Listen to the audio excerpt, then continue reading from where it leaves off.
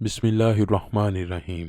میرے چچا حمزہ نے قرابت کا حق ادا کیا اور نیک عمل کرنے میں سبقت لے گئے۔ یہ وہ جملہ ہے جسے نبی کریم آقائے دو جہاں حضرت محمد صلی اللہ علیہ وآلہ وسلم اکثر دہرایا کرتے تھے۔ حضرت حمزہ کی شخصیت کی گہری تاثیر اور مقبولیت اس قدر زیادہ تھی کہ صحابی اپنے بچوں کے نام ان کے نام سے معصوم کرتے تھے۔ ناظرین گرامی، سوال تو یہ ہے کہ اتنے بلند مرتبہ اور نامور اسلامی شخصیت کی آخر 2 دفعہ قبر کیوں کھولی گئی؟ یہ تو سب جانتے ہیں کہ پیارے آقا حضرت محمد صلی اللہ علیہ وآلہ وسلم اپنے چچا سے بے پناہ محبت کیا کرتے تھے۔ ایک دفعہ ایک صحابی بارگاہ رسالت میں حاضر ہو کر عرض کرنے لگا، یا رسول اللہ، میرے ہاں لڑکے کی ولادت ہوئی، میں اس کا کیا نام رکھوں؟ تو رحمت عالم صلی اللہ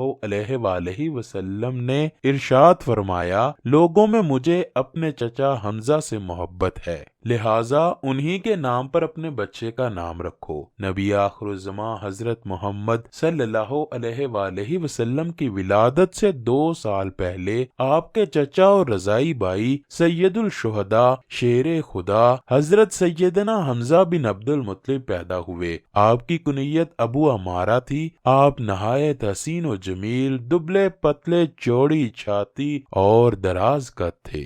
آپ اپنے بھتیجے حضرت محمد صلی اللہ علیہ وآلہ وسلم سے بے حد محبت کرتے تھے اور ان کی حفاظت میں پیش پیش رہتے، بلکہ اگر یہ کہا جائے کہ ان کے سامنے ہوتے ہوئے کسی کافر کی جرت نہ ہوتی کہ نبی کریم کے خلاف کوئی نازیبا لفظ بھی بول دے۔ اسی طرح اعلان نبوت کو 6 سال گزر چکے تھے کہ ایک دن کوہ صفا کے قریب ایک باندی نے آپ کو شکار سے واپسی پر روکا اور کہنے لگی، اے ابو عمارہ، کاش آپ پہلے آ جاتے۔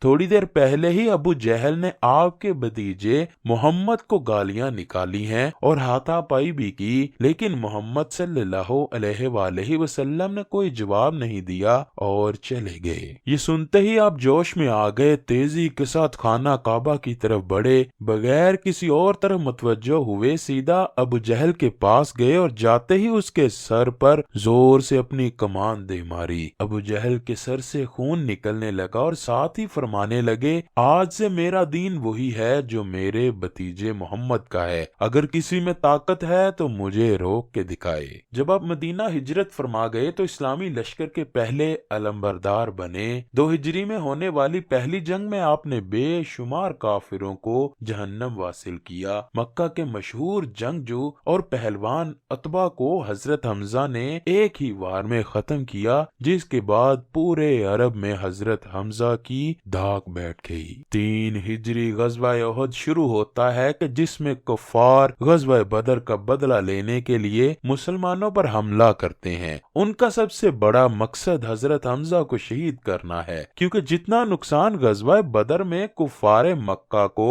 انہوں نے دیا اور کوئی نہ دے سکا۔ جبیر بن مطعم نے اپنے غلام وحشی کو، جو کہ نیزہ چلانے میں ماہر تھا، اس کو لالچ دیا کہ اگر تم میرے چچا کو قتل کرنے والے حضرت حمزہ کو شہید کر دے گا تو تجھے میں آزاد کر دوں گا۔ ہند زوجہ ابو سفیان نے بھی وحشی کو کثیر انعام کا لالچ دیا، کیونکہ ہند کے باپ عتبہ کو حضرت حمزہ نے جنگ بدر میں قتل کیا تھا۔ چنانچہ وحشی نے حضرت حمزہ کو دھوکے سے کسی اور سے لڑائی کے دوران پیٹ میں نیزہ مار کر بے دردی سے شہید کر دیا۔ یہ سارا واقعہ اسی طرح بخاری اور مسلم میں روایت ہوا ہے۔ حضرت حمزہ کا پیٹ چاک کر کے ان کا کلیجہ نکال کر ہندا نے چبایا، پھر ہندا نے کافر عورتوں کے ساتھ مل کر حضرت حمزہ کے کان ناک کاٹ کر انہیں لڑی میں پرو کر ان کے کڑے بازو بند اور پازیب بنائے اور انہیں پہن کر مکہ میں داخل ہوئی۔ جب نبی کریم نے حضرت حمزہ کے جسم کو دیکھا تو آپ رونے لگے۔ آپ आपके कटे हुए जिस्म को देखकर शिद्दते गम से आपकी आवाज बुलंद हुई और फरमाया, हमजा सैयदुल शुहदा हैं। ए मुसलमान,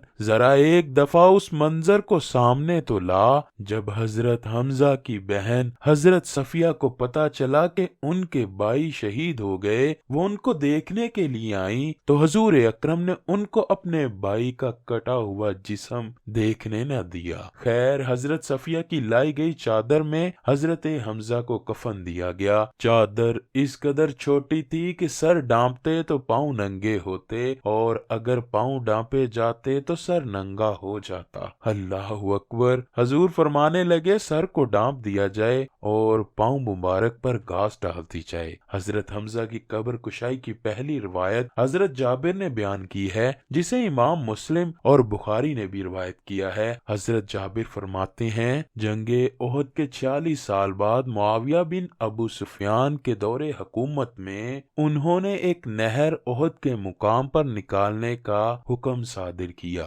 जब इस नहर का काम शुरू हुआ तो मनादी ने मदीना में यूं सदा लगाई, जिन लोगों के शहीद रिश्तेदार ओहद में दफन हैं, कब्र कुशाई करके अपने अपने शुहदा के जस्दे मुबारक किसी दूसरी जगह मुंतकिल कर लें ताकि वो पानी से महफूज रह सके। हजरत जाबिर बिन अब्दुल्ला फरमाते हैं कि ये सुनकर मदीना वाले ओहद की तरफ निकल पड़े, जिनमें मैं खुद भी शामिल था, क्योंकि मेरे वालिद अब्दुल्ला भी ओहद की जंग में शहीद हुए थे और वहां ही दफन थे। मेरे वालिद अब्दुल्ला और उमरू बिन जमू एक ही कब्र में दफन थे। शहादत के वक्त उमरू बिन जमू की पेशानी जख्मी थी और मेरे वालिद ने उमरू की पेशानी पर हाथ रखा हुआ था और इसी हालत में दोनों शहीद हुए। इसीलिए जब सहाबा उनका हाथ हटाते तो पेशानी से खून निकलने लगता, जिसकी वजह से रसूल अल्लाह सल्लल्लाहु अलैहि वसल्लम के हुक्म के मुताबिक उन दोनों को इसी हालत में एक ही कब्र में दफन किया गया। हजरत जाबिर बिन अब्दुल्ला फरमाते हैं कि जब हुकूमती सिपाहियों ने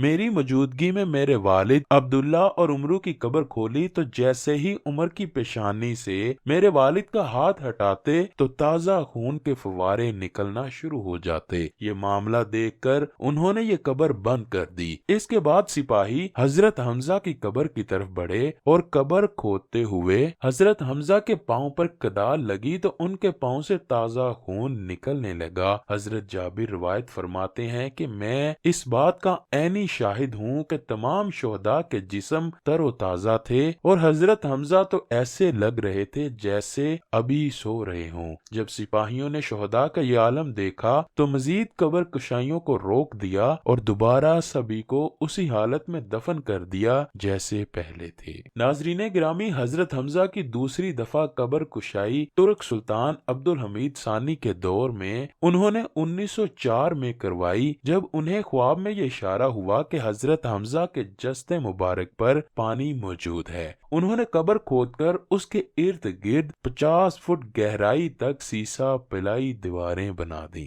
अल्लाह अकबर। अल्लाह पाक मुझे और इस वीडियो को सुनने वाले तमाम लोगों को नबी पाक सल्लल्लाहु अलैहि वसल्लम और उनकी आल पाक से सच्ची और पक्की मोहब्बत अता फरमाए।